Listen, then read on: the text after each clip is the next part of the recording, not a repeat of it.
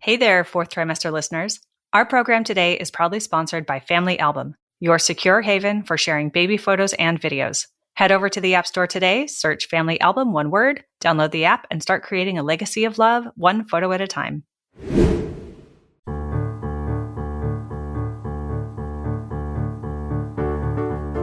Hi, I'm Sarah Trott, and welcome to the Fourth Trimester Podcast. I'm a new mama, and this podcast is all about postpartum care for the first few months following birth, the time period also known as the fourth trimester. My postpartum doula, Esther Gallagher, is my co-host. She's a mother, grandmother, perinatal educator, birth and postpartum care provider. Fourth trimester care, our topic, is about the practical, emotional, and social support parents and baby require. And importantly, it helps set the tone for the continuing journey of parenting.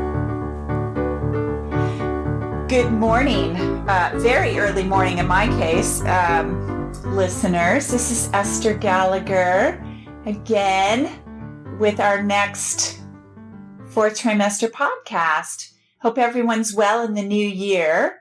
And we have a wonderful guest today. Lisa Hendrickson is going to talk to us about fertility in the fourth trimester. But before we get going, I just want to remind everybody to check out not only this podcast, but our website, fourthtrimesterpodcast.com, and our Facebook page, where I do a lot of posting. Reposting, I think, would be more accurate, but there's lots of fun stuff on that page. We also have a Patreon page linked to our website. So if you can, and I think you can, subscribe and support us in any way, we are ever so grateful. So let's get on with the show. So Lisa, I'm so happy to have you on the show. I think this is a unique show so far on our roster. And let's get started. Tell us who you are, what your story is, what brought you to our podcast. Well, thank you so much for having me, Esther. It's my pleasure to be on the show. So what brought me to the podcast is I'll try to make it brief. I mean, everyone has a story, right? But in my case, I discovered fertility awareness at a really young age. So I was about 19 or so and looking for birth control. And Me too. And I had a distrust for the pill. See, I had been put on the pill because I had painful periods. And so I had never used it to actually prevent pregnancy. And so I wasn't taking it at the correct time. And I had read the, insert. So I knew that I would always be scared that I would be pregnant and then not know, because I realized that when I was on the pill, I didn't have a real period. So it just scared me. And so I kind of had this thought of well, if I can't trust the pill, I'm going to use condoms. And then I was like, well, if I'm going to use condoms, then why do I need the pill? So it was around that time that I discovered fertility awareness, and it really changed everything for me. And I think what made the most significant impact at that time was that when I discovered fertility awareness, it was the first time I learned that I wasn't fertile every single day of my cycle. That there's actually only a small window of fertility. It's 5 to 6 days. Mm-hmm. And the rest of the time I can't get pregnant. And that really blew my mind. And and in the meantime, let's just say, sorry to interrupt, but in the meantime, let's just say that if a man is fertile, he's fertile every time. Right? Right? Women are only fertile, a little part of the time, and men are fertile all the time. Right. And that's exactly that's exactly kind of the issue, because we're the ones, most of the women that I've met in my entire life, I'm sure you included, have been taught, I was taught in school that there was no safe days. I could get pregnant every single day. And it's like you said, men, the ones that are fertile all the time. So what ended up happening was that when I discovered that, I ran to the bookstore, bought Tony Weschler's Taking Charge of Your Fertility. This was nearly 20 years ago. Mm-hmm. And then I, started learning fertility awareness, and I lived in this kind of magical place where on my university campus, there was a group of women that taught charting. And so, I kept going and attending, and then I eventually took a training class and I began teaching. And so I've been charting my own cycles and teaching women to chart their cycles for nearly 20 years now. And fantastic. at some point in there, I decided to start a podcast. You know, I had my first son, and I kind of looked around and realized that I was sitting on all this information, and the majority of women that I knew still didn't know. Like, most women don't know. We're not taught. So we don't know how to identify fertility in our cycle. Just the most basic information about our bodies that we should be taught, we're not. And so I was like, well, hey, I can start a podcast. Let me just put this information out there and see if anyone wants to know about it. Right on. And that was 4 years ago. And then since then, I'm here now because I just wrote my first book, The Fifth Vital Sign, Master Your Cycles and Optimize Your Fertility. And again, it's my way of really putting out the information that isn't there, filling that gap between what our education system isn't teaching us. Because I'm sure that when you went to school, you learned a lot about your ears and your eyes and all of the different parts of your body. But for some reason, we're taught very little, basically nothing about our menstrual cycles and why they're important for obviously fertility and pregnancy, but why they're important for health as well. Like, even if a woman doesn't want to get pregnant, it's still important for her to have healthy cycles. Yeah, absolutely. Yeah. And this is ancient knowledge. It's nothing new. What's new is that we live in an era where that understanding of health is suppressed. Yes. And it's very interesting if you kind of think about why that is. I mean, I've had a lot of years to ponder this, but I mean, Me too. right. But it's like, even if you think about modern science, which is what our medical system is based on, I mean, the scientific research was primarily done on male animals, and, they wouldn't even research on female animals because it's like too complicated, right? Like, it just adds too much complexity. So, I mean, it starts there. It's a very deep, fundamental exclusion, really. And as women, we're the ones who suffer. So when it comes to, I mean, the main message of the book is that your menstrual cycle is important. And so for any woman who's kind of paid attention to her cycle, or maybe, just having this conversation today will kind of illuminate it. I'm working with women who are really tracking their cycle in a really specific way. And when you do that, you start to see that your cycle responds to different scenarios in your life. So for example, if you're feeling stressed, if your diet is really poor, if you actually have a health condition or an endocrine disorder or something like that, then you'll notice that your cycle changes in response to it. And it's kind of like this real-time measure of health. And if we pay attention to it, we can gather all this information about our health. So for instance, women who stop menstruating, for overexercise or undernutrition or something like that, that's a huge sign that there's something wrong.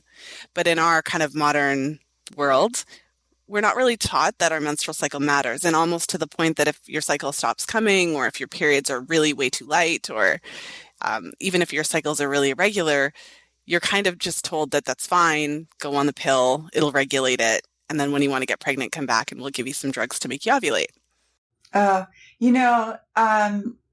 When I was going through perimenopause, I simultaneously had a fibroid, and I was bleeding excessively. And I could not get female practitioners. I had to educate myself and demand the health care that I required so that I didn't bleed to death. Oh my goodness. Can you imagine in this day and age? Unfortunately, I can. I mean, thank God for Chinese medicine. Thank God for Chinese medicine, right? Because they could say, oh yeah, there's something really wrong, and it might be this, and you should do that and find out this. And, I mean, honestly, I would have bled to death. So sorry to hear that you had to go through it. But because of the field that I'm in, I can tell you that that's not uncommon. So for instance, a woman contacted me earlier this year, and she told me, she's like, my friend has been bleeding since January, and it was June when she messaged me. So this woman had been bleeding for 6 months. And she's like, nobody knew how serious it was. Like, she didn't, and neither did her doctor. She's like, now she's been diagnosed with uterine cancer. And like, she had to, so she had to basically advocate for herself. Like, her doctors weren't doing anything about it or testing her. And finally she got fed up and decided to go and get, like, you know what I mean? Force the issue, like you were describing, to get the testing done. And then they discovered that it was something serious. And this is exactly my point. your menstrual cycle is a sign of health. And if you know what the normal parameters are, like obviously like bleeding every day is not normal, but for some reason our medical system doesn't necessarily always prioritize things like that. Right? Because it's just like, oh, well, she's just bleeding. It's fine. Because, uteri, they bleed. But really, if we had that sense of like, okay, there's a normal and an abnormal. And if it goes outside of the normal consistently for a period of time, that's a big deal. And we need to figure it out. So I suppose I shared that just so that, unfortunately, it's like super common for these things not to be taken seriously, but I'm sure you know that. Yes, I do. But, thank you, because of course, I'm not sure our listeners would. And that's why I do the podcast. And that's why you do your podcast. And here we are. So, Lisa, let's turn to the specifics of first, tracking your cycle, and second, specifically, why tracking your fertility in the fourth trimester could be very important, and how to do that, because most women are going to be told, go home, you had your baby, come back in 4 weeks or 6 weeks. 4 is the new exciting parameter, right? Come back in 6 weeks. I don't know why they're having you come back in 4 weeks. They have nothing to tell you at this point. And you'll get much better health care from somebody else. But, okay, fine. Here you go. You go home for 4 weeks. You're breastfeeding, you're bleeding, you're going through all kinds of hormonal changes, which also manifest as social, emotional, and physical, of course.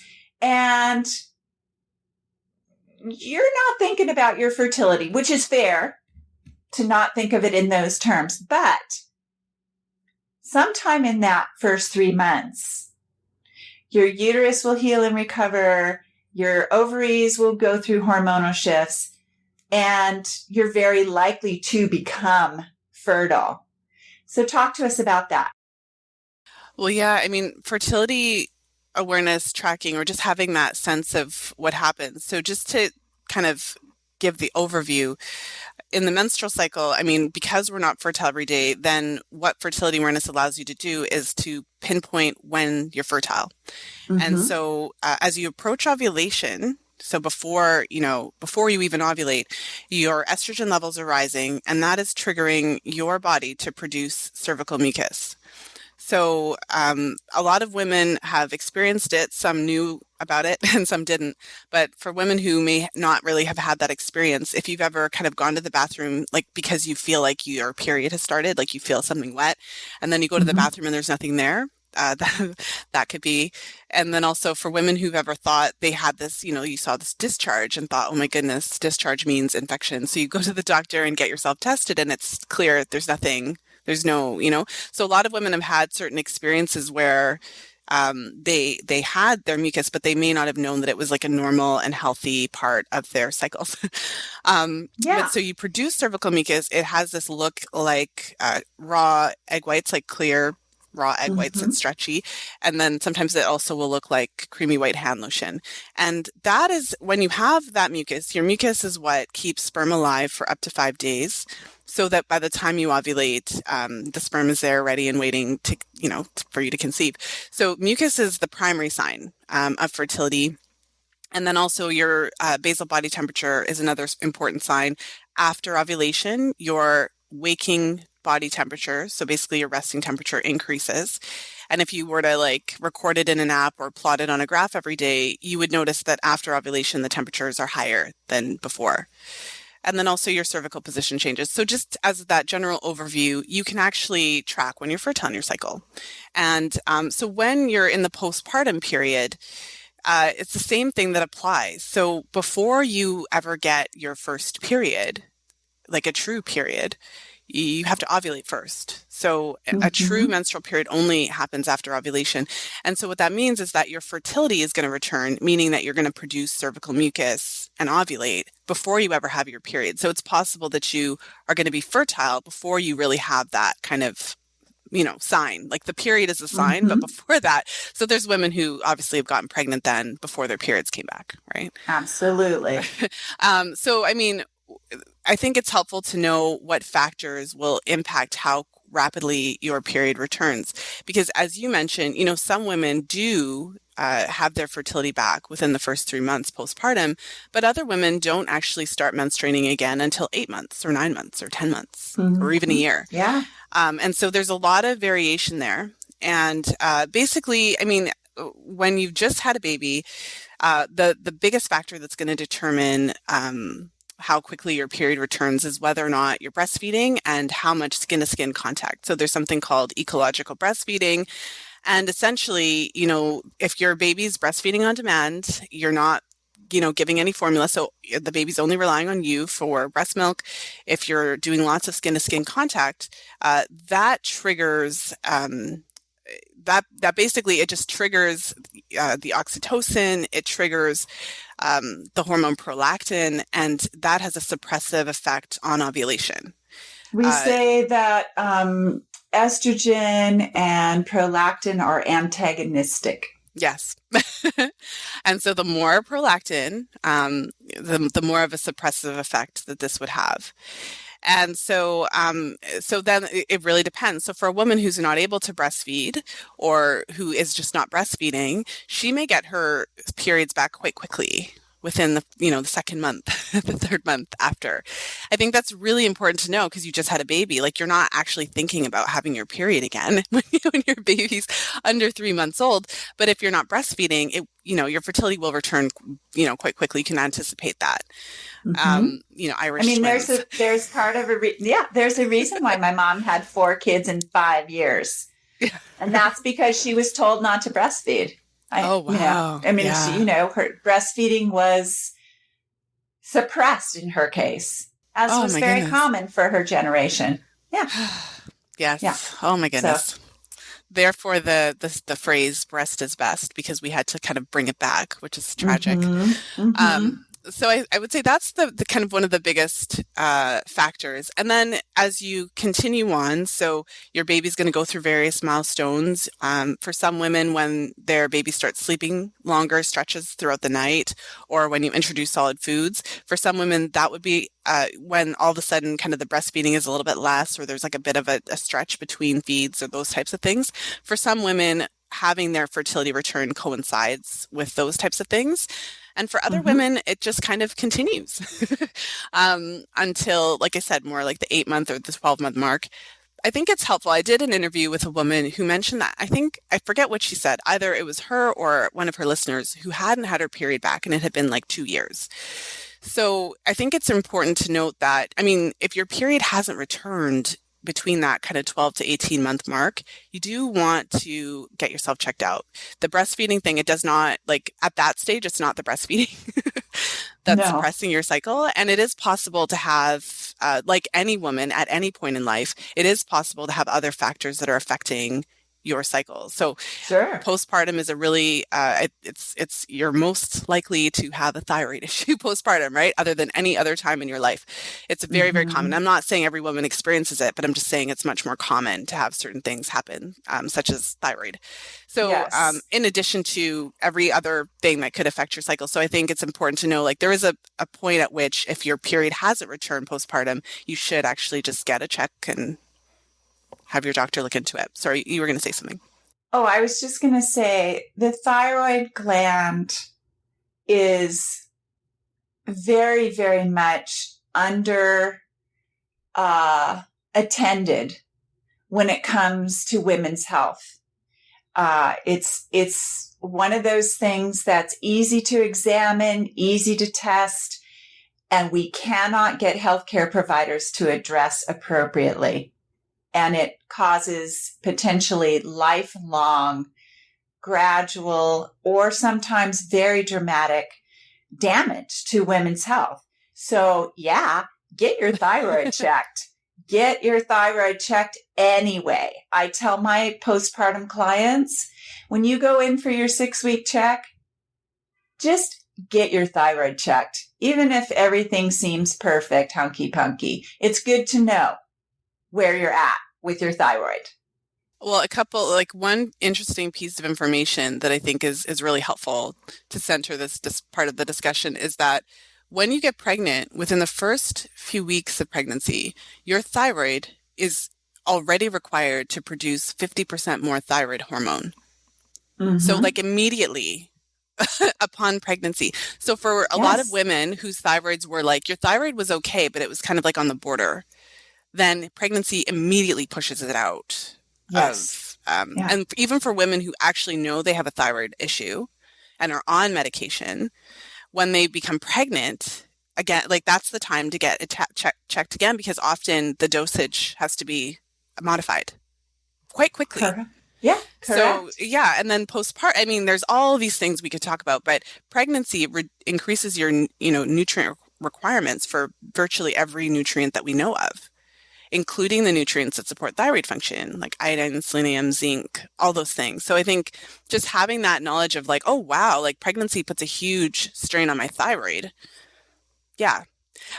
So, I mean, that's just, this is why, again, it's important to know what those normal parameters are so that you have that sense of like, oh, okay, I know that it's not normal if my period doesn't return 18 months postpartum, because maybe, I mean, in our culture, we're so period negative that many women might be like, oh, thank goodness, I'm getting a break. This is wonderful. But no, it is not.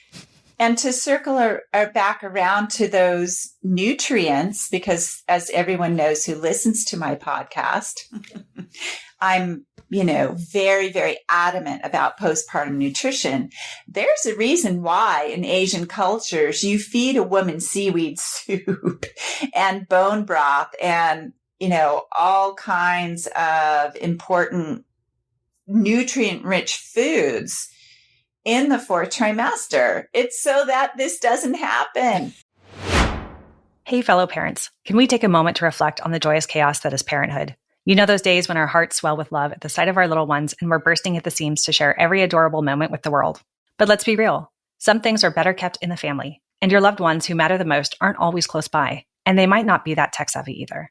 So how can you easily share your baby's beautiful growth with loved ones while keeping your precious memories secure? I remember the frustration of trying to use some of the big tech photo solutions, only to find they fell short of what I needed. That's when I stumbled upon something truly remarkable, the Family Album app. The Family Album app was created to give parents a secure and easy way to share photos and videos with loved ones. It's an orderly and totally secure haven for your family's personal memories. I love that there's no third-party ads, no unwanted eyes, unlimited storage, and that it's totally free. So to all the parents who are out there still trying to use other messaging apps for your kids' photos, it's time to level up your family photo game with a free photo sharing app. Head over to the App Store today, search Family Album, one word, download the app, and start creating a legacy of love one photo at a time. People.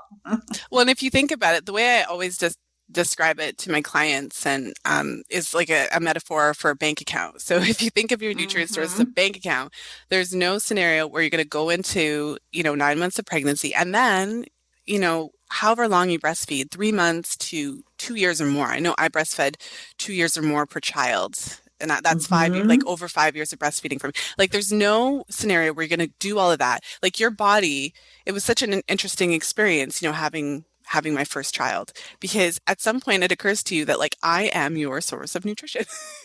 Yes. Like you're growing and it's like, I am eating and you are growing and this is all you're eating. It's just me.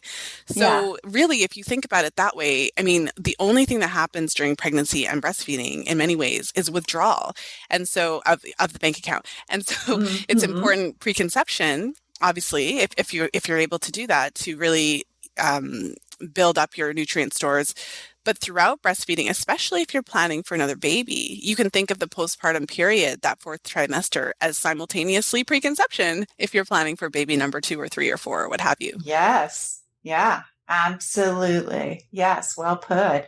So, so let's circle back, Lisa, and talk about what are some of the little more subtle signs of fertility in terms of that mucus, because, by the way, that's when I taught myself about fertility awareness, was between my 2 kids, because I didn't like what was being offered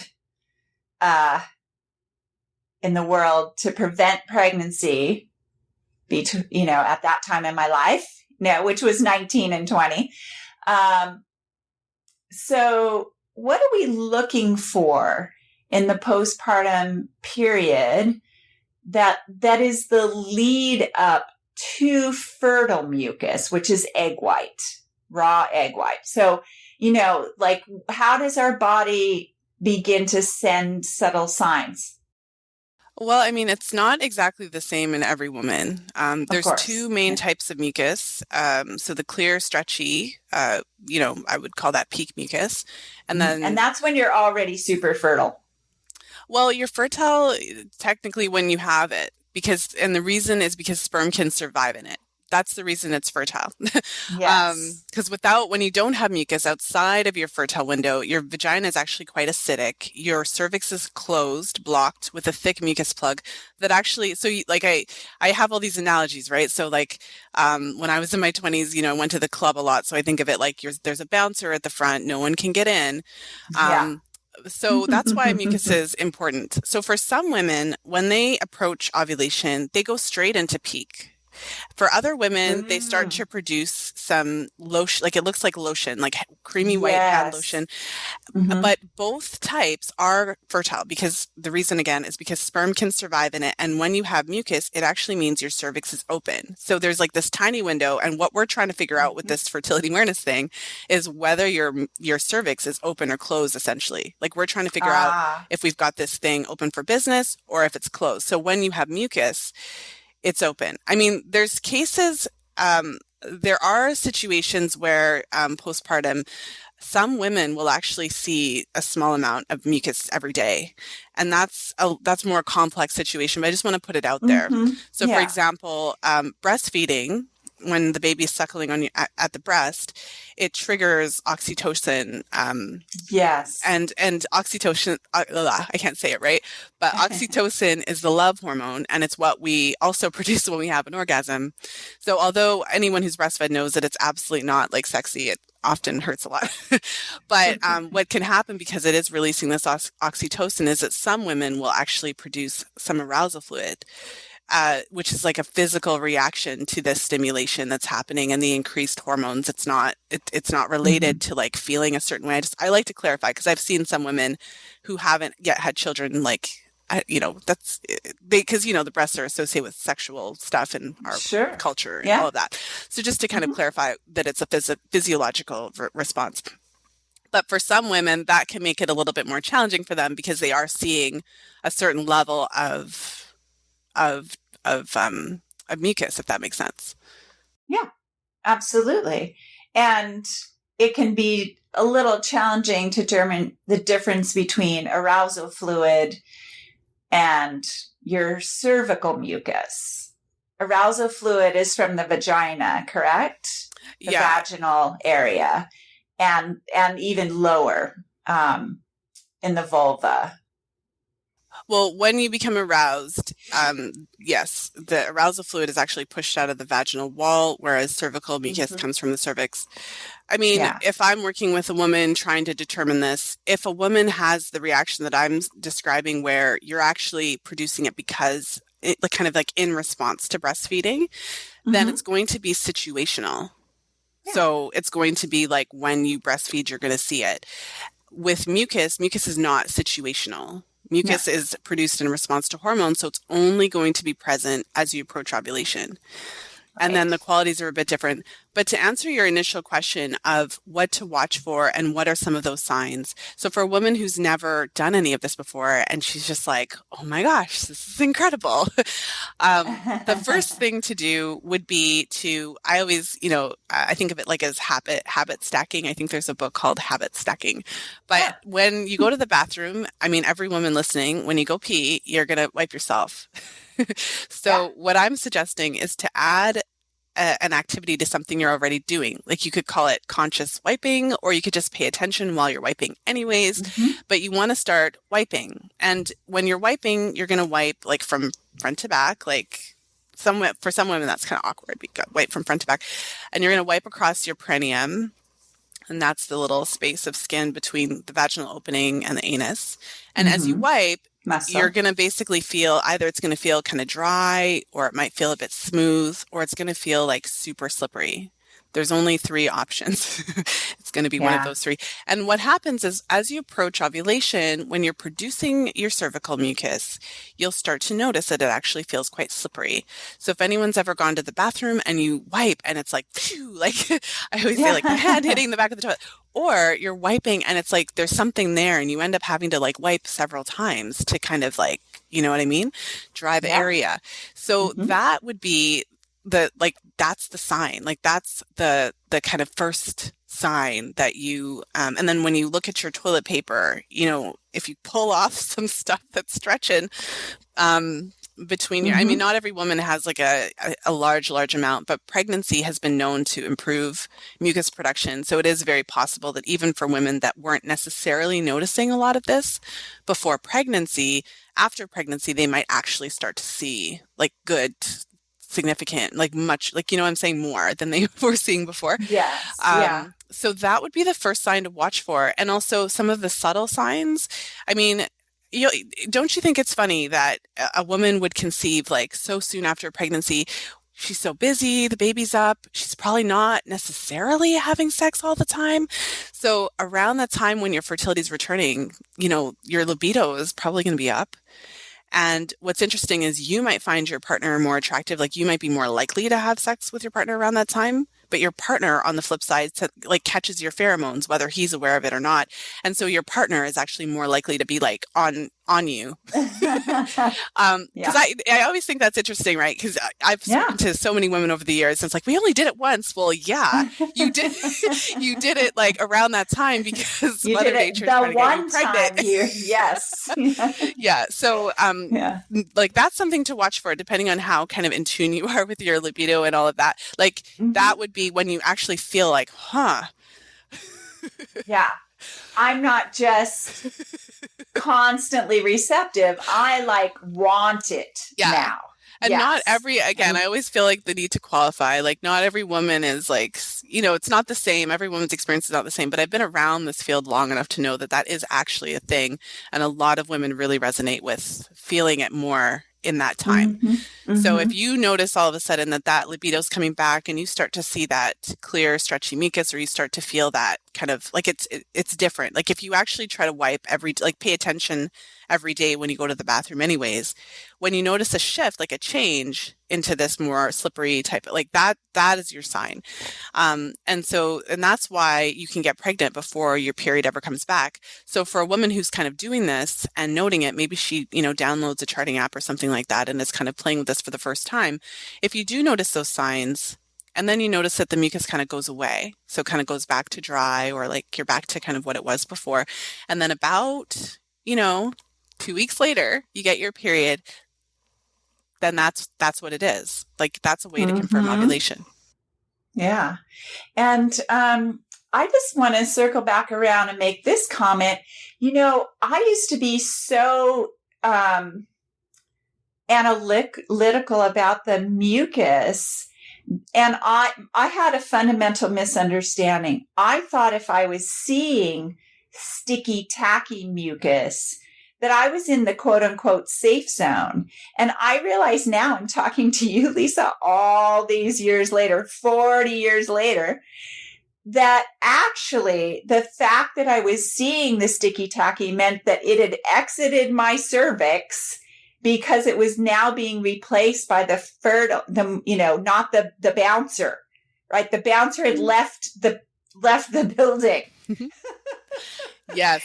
And so I was on the verge. I mean, I was literally now fertile and on the verge of peak fertility. And I just didn't realize like that. Of course, it was all the days that I didn't see any mucus at all, let alone the sticky tacky or the peak fertility egg white stuff. Those were the days I wasn't fertile.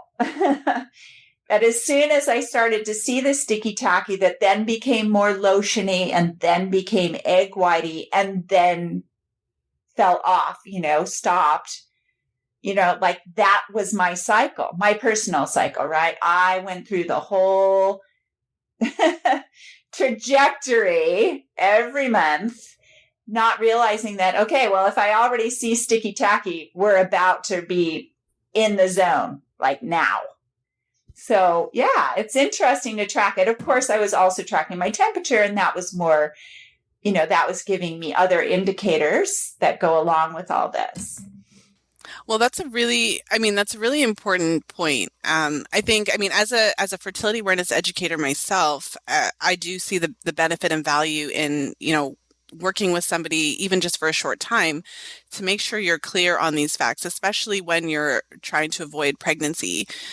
Because, there's kind of this idea that like only the clear, stretchy mucus is fertile.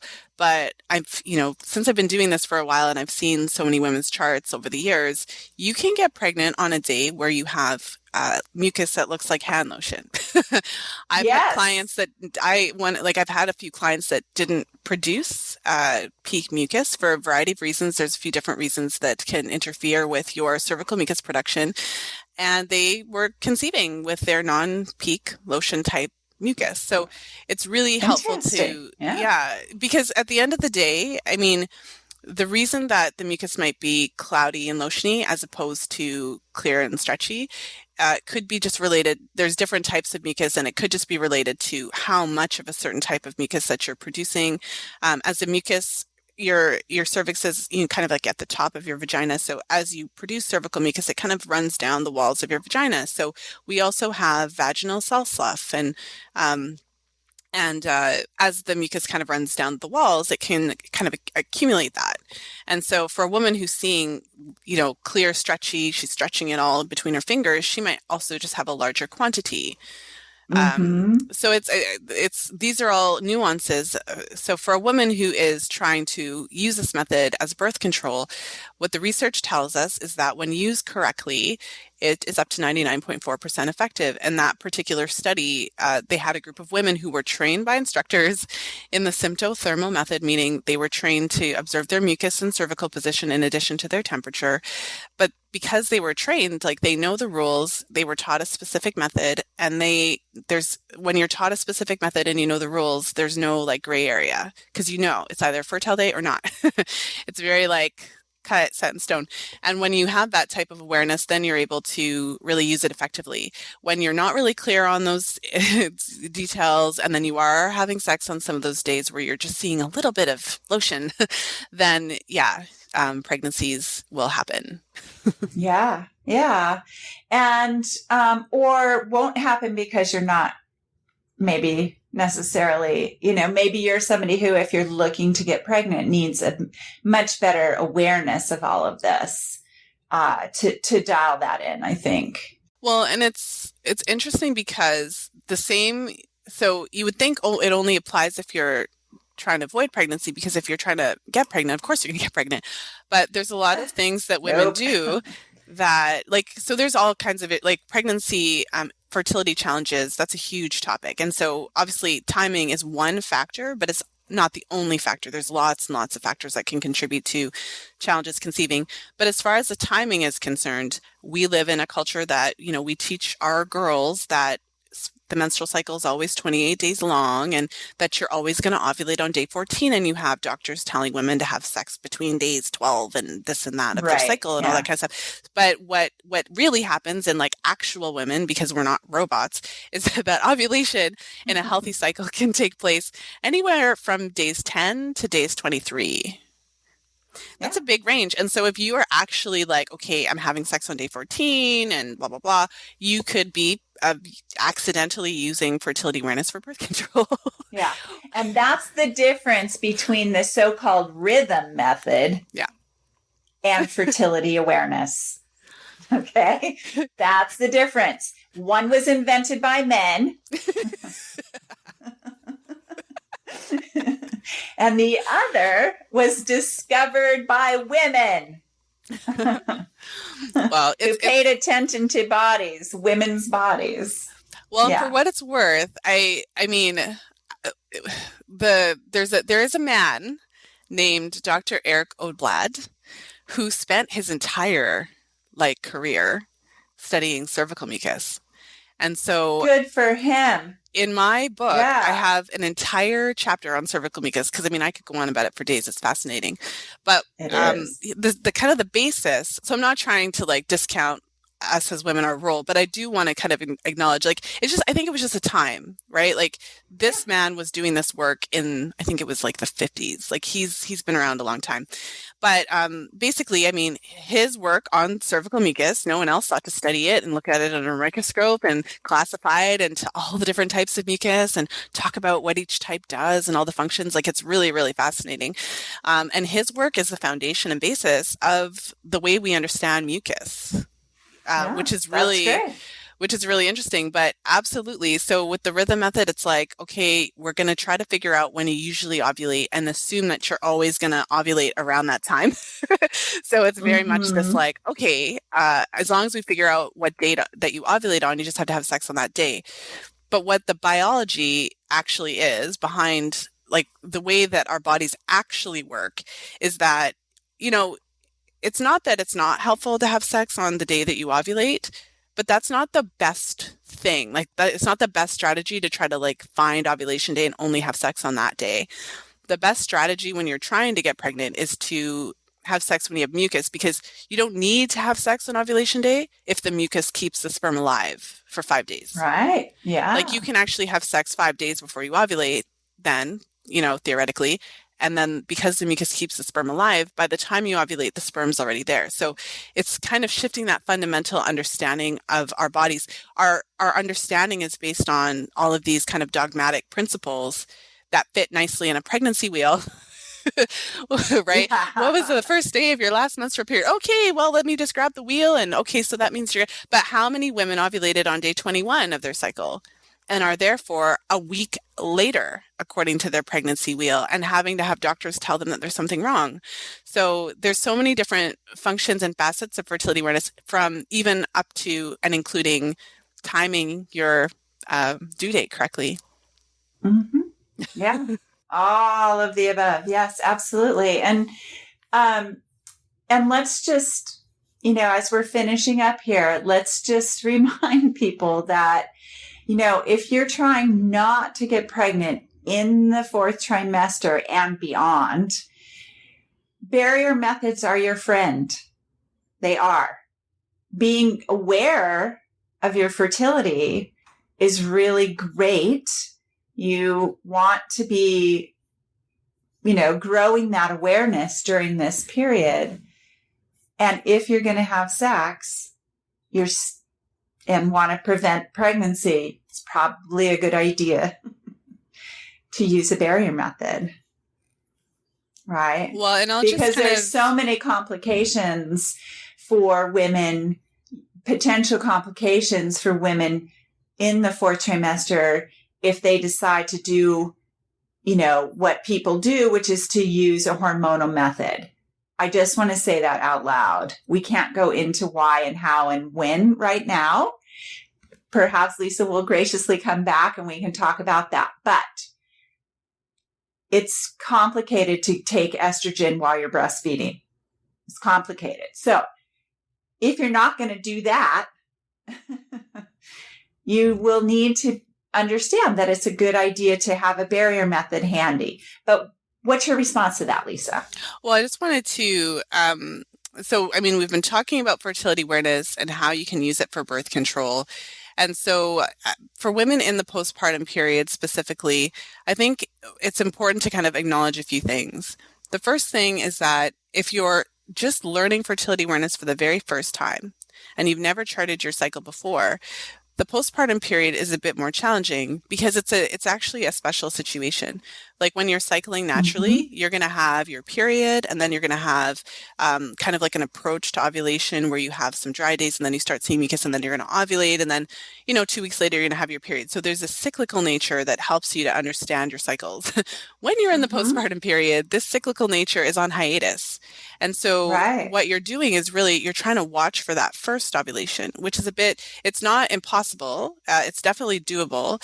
But in the postpartum period, of course, my recommendation is that if you really want to learn the fertility awareness method and you want to start using it, then you would have to work with an instructor, because you really have to give yourself that opportunity to really learn and to kind of learn in a specific kind of special situation for the very first time.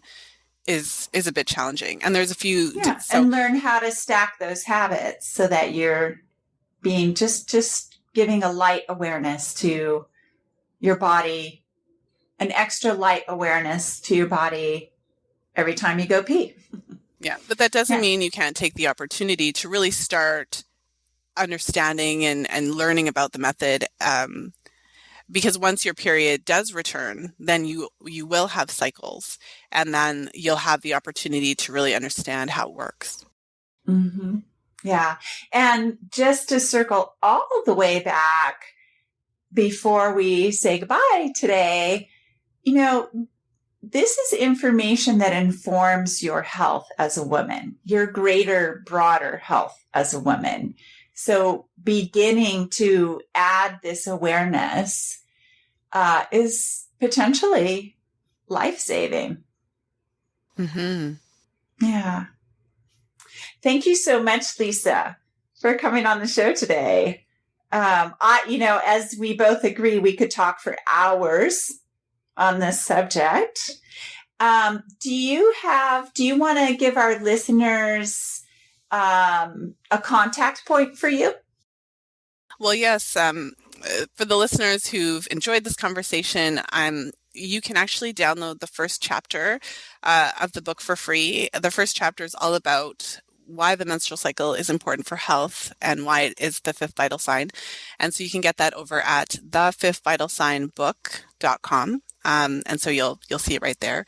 And also you're welcome to find me on the Fertility Friday podcast. So it's an entire podcast about fertility awareness and improving fertility and optimizing fertility for pregnancy and also for overall health. So yes, and thank you so much, Esther. This was a lot of fun, and you're right. We could keep talking for a long time, but it's so nice to chat with like-minded women in the similar fields who are really working to empower other women with this knowledge. So I really appreciate what you do as well.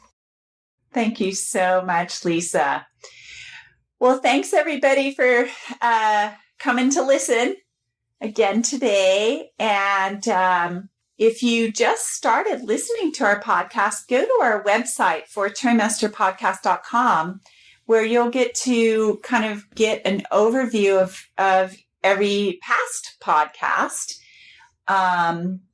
and listen to more of us. I always recommend listening to the first couple of episodes early on to get a feel for what we're trying to do here. And take care, everybody. Hope everyone's thriving in the new year and having a lot of fun. Okay, bye-bye. You can subscribe to this podcast in order to hear more from us. Thank you for listening, everyone, and I hope you'll join us next time on the Fourth Trimester. The theme music on this podcast was created by Sean Trott. Hear more at soundcloud.com/Sean Trott. Special thanks to my true loves, my husband Ben, daughter Penelope, and baby girl Evelyn. Don't forget to share the Fourth Trimester podcast with any new and expecting parents. I'm Sarah Trott. Goodbye for now. Hello again. Bicycle man, I know you're doing all that you can. I wrote the song, simple and true. I wrote the song, I'll sing a song for you.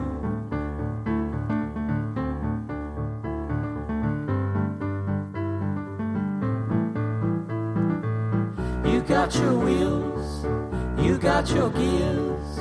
You ride around town without any fear. You got your pedals, you got your brakes.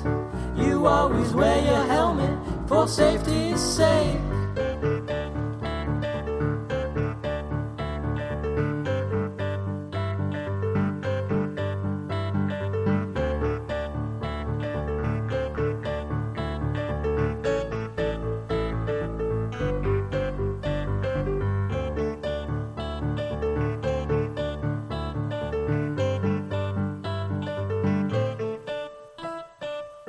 Hello again, bicycle man. I know you're doing all that you can. I wrote the song, simple and true. I wrote the song, I sing a song for you.